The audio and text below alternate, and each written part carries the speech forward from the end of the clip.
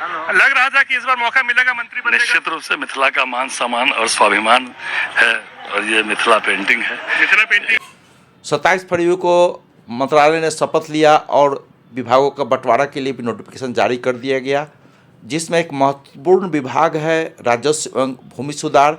यह मंत्रालय दिलीप जायसवाल सर से लेकर के संजय सरावगी को दे दिया गया है। श्री संजय सरावगी ये लगातार 5 बार से मिथिलांचल के आपकी दरभंगा सदर से लगातार ये विधायक चुने गए हैं और इनका इस बार कद को ऊंचा कर दिया गया है और राजस्व एवं भूमि सुधार विभाग जो काफ़ी अहम है, इसकी जिम्मेदारी उनको दिया गया है। तो उन्होंने अपने पहले रिएक्शन में क्या कहा, इसको भी एक बार देखिए। हम आपको देख रहे हैं, लग रहा था कि इस बार मौका मिलेगा मंत्री बनने का। निश्चित रूप से मिथिला का मान सम्मान और स्वाभिमान है और ये मिथिला पेंटिंग है। मिथिला पेंटिंग एकदम निश्चित रूप से, और जो भी काम मुझे मिलेगा वो निश्चित रूप से हम लोग ईमानदारी से उसका निर्वहन करेंगे और माननीय मुख्यमंत्री जी, माननीय उप मुख्यमंत्री जी के जो भी मुझे काम मिलेगा उसमें निश्चित रूप से हम लोग खड़ा उतरेंगे। और मैं माननीय प्रधानमंत्री जी, माननीय राष्ट्रीय अध्यक्ष जी, माननीय गृह मंत्री जी और माननीय प्रदेश के हमारे अध्यक्ष जी को बहुत बहुत आभार और कृतज्ञता ज्ञापित करता हूँ, दोनों माननीय मुख्यमंत्री जी के प्रति भी, कि मुझे इस लायक समझा कि मुझे आज काम मिला मंत्रिमंडल में। तो हम लोग ईमानदारी से अपने कार्य का निर्वहन भी करेंगे और अपेक्षा पर खड़े भी उतरेंगे। समय कम है, कम समय के लिए मंत्री। कोई समय कम नहीं होता है, समय बहुत है और काम करेंगे तो निश्चित रूप से जो है अगले बार भी मौका मिलेगा आपको, अगर काम करेंगे तो अगले सरकार में मौका मिलेगा। पार्टी जो भी काम जहां देती है उस पर हम लोग जो है ईमानदारी से काम करते हैं। शुक्रिया। संजय सरावगी बिहार सरकार के नए मंत्री। राजस्व भूमि सुधार यह विभाग काफ़ी अहम विभाग है, क्योंकि सरकार की सबसे महत्वपूर्ण कार्य बिहार में चल रहे स्पेशल सर्वे का काम को पूरा करना है, ताकि असली ज़मीन मालिक को उसका नंबर 1 उसका हक मिले, सेकंड खरीद व बिक्री की फर्जीवाड़ा को रोक सके, थर्ड रैयतों का सही सभी ज़मीन के प्लॉट का सूचना राजस्व विभाग के डिजिटल प्रणाली में उपलब्ध हो और सभी डेटा सक्षम अधिकारी द्वारा वेरीफाइड हो। क्योंकि अभी जो डिजिटल प्रणाली में रजिस्टर 2 या कोई भी खतियान की जो आप देख रहे हैं डिजिटल प्रणाली में 11 करोड़ के आसपास आपको अपलोड हुए हैं, उसमें अभी भी काफ़ी गलतियां पाई गई है। खाता खेसरा और प्लॉट के रकबा में प्लस प्लॉट जो खेसरा नंबर उसमें नाम में, तो इस सब चीज़ों के कारण रैयतों को काफ़ी दिक्कत का सामना करना पड़ रहा है। इस कारण रैयतों को सही सभी ज़मीन का प्लॉट का सूचना राजस्व विभाग के डिजिटल प्रणाली में उपलब्ध हो और सभी डेटा सक्षम अधिकारी के द्वारा वेरीफाइड हो। चीज़ों को वेरीफाइड करके ये जिम्मेदारी होगी राजस्व विभाग की कि इसको सही कराए। जो हमारे मंत्री बने हैं इनका उत्तरदायी बनता है कि इन चीज़ों को जितना जल्दी हो सके इसको सही कराए और तभी आगे सर्वे की प्रक्रिया को आगे ले जाए। बेसिक डेटा में अगर गलती होगी तो सर्वे जो भी करेंगे उसमें काफ़ी कठिनाई होगी और उलटफेर की चांसेस है, क्योंकि जब खाता खेसरा प्लॉट नाम ही गलत है तो सर्वे में डिजिटल मिलान कैसी होगी और किस तरह से साइट पर सर्वे होगी। तो नंबर 1 में जो भी सक्षम अधिकारी है उनके द्वारा सारे डेटा को वेरीफाई हो और रजिस्टर 2 खाता खतियान बिल्कुल सही होनी चाहिए। इस पर मंत्रिमंडल का काम होना चाहिए। उसके बाद में जमीन संबंधी डेटा में गलती पाए जाने पर गलत डेटा करने वालों को, गलत डेटा दर्ज करने वालों ऑफिशियल के नाम पब्लिक किया जाए और उस पर सजा और जुर्माना लगाने का कानून में संशोधन किया जाए। इसके अलावा टीम गठन हो जो औचक छापा मारकर रजिस्ट्री विभाग, अंचल हल्का कर्मचारी व राजस्व विभाग में जो अभी चल रहा है व्यापक रूप से चल रहे करप्शन पे लगाम लगाया जा सके। तो ये मंत्री के उत्तरदायित्व में होगा। इसको देखिए मंत्री कैसे करते हैं इन चीज़ों को। बट किसी प्रकार रजिस्ट्री विभाग, अंचल विभाग और हल्का कर्मचारी या राजस्व विभाग में जो घोटाले हो रहे हैं, जो भ्रष्टाचार है, एक पेपर लेने के लिए लोगों को कई हज़ार रुपये देने पड़ते हैं, एक जमाबंदी कराने में कई हज़ार रुपये देने पड़ते हैं। हालांकि उनका जमाबंदी सही रहता है, फिर भी बिना पैसा दिए काम आगे नहीं बढ़ पाता है। और ये भी पाया गया है कि सही जमाबंदी को भी वो रिजेक्ट कर देते हैं, दिस एंड दैट रीजन।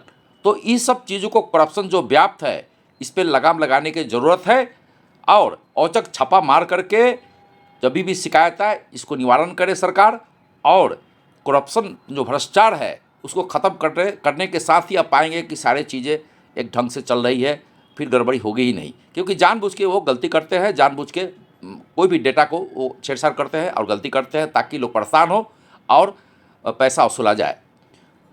तो ताकि सहज रूप से सभी रैयतों के काम को निपटारा हो सके, इस पर मंत्री को ध्यान देना चाहिए। विशेषकर कम पढ़े लिखे लोगों और गरीब लोगों का काम बिना घुसखोरी से सहज में निपटारा नहीं हो पाता है। तो ताकि सहज में सभी काम निपटारा हो, इस पर मंत्रिमंडल को ध्यान देना चाहिए। जो हमारे राजस्व मंत्री बने हैं उनको ध्यान में आना चाहिए। रैयतों की शिकायत को विभाग समझे और उसका समाधान निकाले। लेकिन इसमें सबसे मज़ेदार बात यह है कि इस विभाग का अधिकारी के पाठक है। पाठक की गिनती बिहार के सबसे कड़क अधिकारियों में होती है।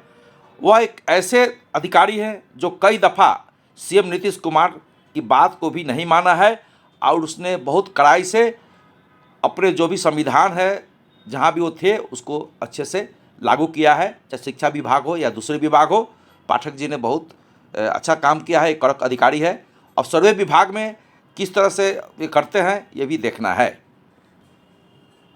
बिहार लैंड सर्वे, यदि आपके ज़मीन के कागजात फट गए हैं या दीमक लग गई है तो आपको अपनी ज़मीन के सर्वे के लिए परेशान होने की बिल्कुल ज़रूरत नहीं है। सरकार ने ऐसी स्थिति को निपटने के लिए 15 तरह से वैकल्पिक दस्तावेजों को मान्य कर दिया है जो आप दे करके अपना भूमि का सर्वे करा सकते हैं। सरकार ने सभी लोगों को अपने दस्तावेज जमा करने के लिए पर्याप्त समय दिया है, जिसका समय सीमा मार्च 2025 में समाप्त हो रही है। अभी कोई नया नोटिफिकेशन जारी नहीं हुआ है, इस तरह से अभी कुछ कहा नहीं जा सकता है। इसी कड़ी में सरकार ने जमीन मालिकों की परेशानी के समझते हुए सर्वे के लिए 15 कागजात को मान्य करने का ऐलान किया है। कागजात जमा करने के लिए किसानों को 3 महीने का जो अंतिम समय दिया गया था वह आपको ख़त्म हो रही है मार्च के अंत में, अगले महीना। सो रिश्वतखोरी करने के मामले में 72 घंटे के भीतर कार्रवाई की जाएगी, ऐसा भी सरकार ने नोटिफिकेशन में कहा है। वहीं खतियानों को सुरक्षित रखने के लिए डिजिटलाइजेशन का काम तेज़ी से चल रहा है। अभी तक 38 डिस्ट्रिक्ट जो हमारे हैं बिहार में, उनका तहसील 534 है और नंबर्स ऑफ विलेज 45,858 है, जिसको ROR means right of records computerise करने की संख्या 4,34,68,047 तक अभी तक हो चुका है। फिर से मैं बता दूं कि ROR means right of record को कंप्यूटराइज किया जा चुका है, जो कि वैध माना जाएगा, और उसकी संख्या 4,34,68,047 है। अभी तक इतना कंप्यूटराइज हो चुका है। जो 38 ज़िले हैं उसका नाम यूँ है, जैसे अरवल, शिवहर, शेखपुरा, जहानाबाद, खगड़िया, किशनगंज, लखीसराय, अररिया, मुंगेर, जमुई, सहरसा, औरंगाबाद, बांका, बक्सर, कैमूर, सुपौल, मधेपुरा, भोजपुर, गोपालगंज, नवादा, पूर्णिया, भागलपुर, कटिहार, मुजफ्फरपुर, वैशाली, सीतामढ़ी, बेगूसराय, दरभंगा, पश्चिम चंपारण, रोहतास, सिवान, नालंदा, समस्तीपुर, सिवान, मधुबनी, पटना, गया, पूर्वी चंपारण। इसमें टोटल जो संख्या है आपकी 534 है तहसील की, और गांव की संख्या आपको 46,858 है। और राइट ऑफ रिकॉर्ड्स को जो कंप्यूटराइज किया गया है उसकी संख्या 4,34,60,047 है। यह रिकॉर्ड जो है, डेटा जो है, गवर्नमेंट ऑफ इंडिया की ministry of rural department of land resources से लिया गया है। दूसरा है कि बिहार लैंड म्यूटेशन दाखिल खारिज पर नई गाइडलाइन आ चुकी है। DCLR to review rejected case, DM to monitor process. Bihar के राजस्व और भूमि सुधार विभाग ने प्रक्रिया को सुव्यवस्थित करने के लिए नए दाखिल खारिज भूमि म्यूटेशन दिशा निर्देश को पेश किया है। Deputy collector land reform DCLR को एक पत्र भेजा गया है, जिसमें उन्हें वैध कारणों के बिना अस्वीकार किए गए मामलों की समीक्षा करने का निर्देश दिया गया है। जिला मजिस्ट्रेट DM को इन आदेशों के कानून की निगरानी के लिए निर्देशित किया गया है। इस नीति के अनुसार DCLR को पहली अपील सुनवाई के दौरान ऐसे मामलों में एक नई सुनवाई के लिए सर्कल ऑफिसर्स को आदेश देना है। नए दिशा निर्देशों के प्रमुख हाइलाइट्स यह है कि सभी रिजेक्टेड दाखिल खारिज मामलों को बिना वैध कारणों से यदि रिजेक्ट किया गया है तो उन सबों को मार्च 25 तक हल किया जाना चाहिए। या गलत दस्तावेजों के कारण कई जो आपको दाखिल खारिज है उसको रिजेक्ट कर दिया जाता है। DCLR को निर्देश दिया गया है कि वे मेरिट के आधार पर निष्पक्ष सुनवाई और प्रक्रिया के मामलों को सुनिश्चित करें। DM को यह आदेश दिया गया है कि पारदर्शिता सुनिश्चित करने के लिए इन नए आदेशों के कार्यान्वयन की देखरेख करेगा। अनुचित अस्वीकृति पर सख्त कार्रवाई होगी। बिहार सरकार ने म्यूटेशन केसेस में अनजस्टिफाइड रिजेक्शन के खिलाफ एक गंभीर रुख अपनाया है। बहुत सारे जो म्यूटेशन एप्लीकेशन रिजेक्ट होते हैं उसके कुछ कॉमन काउज को लिया गया है, जिसे दाखिल कार्य रिजेक्ट हो जाते हैं। उसमें इनकम्प्लीशन ऑफ मिसिंग डॉक्यूमेंट्स, क्योंकि उनका रीजन रहता है कि डॉक्यूमेंट को पूरा नहीं दिया गया है, डॉक्यूमेंट्स आर इनकम्प्लीट। और दूसरा है कि eligible attachment of documents, clerical और mathematics error in the applications, online जमाबंदी error related to land area रकबा। अब यदि आप जानना चाहते हैं कि हमें कौन कौन से दस्तावेज रहना चाहिए अपने सर्वे कराने के लिए, तो हम नीचे कुछ दस्तावेज की संख्या दे रहे हैं। आपको सर्वेक्षण के दौरान कोई भी दिक्कत नहीं आए, तो इस कारण से इन दस्तावेजों का होना ज़रूरी है। जैसे ज़मीन का मालिकाना हक के लिए आपको एक जमाबंदी, सेकंड में रजिस्ट्री या अन्य संबंधी दस्तावेज, रैयत की पासपोर्ट साइज की फ़ोटो, ज़मीन की मालगुजारी रसीद, स्वघोषणा प्रपत्र, रैयत के संबंध के लिए आधार कार्ड, ज़मीन का रकबा, चौहद्दी, खेसरा आदि की जानकारी, खतियान की नकल और आपस की जो सहमति बंटवारा होती है उस ज़मीन का शेड्यूल के साथ सभी कानूनी वैध फरीकों का साइन व आधार कार्ड अनिवार्य किया गया है।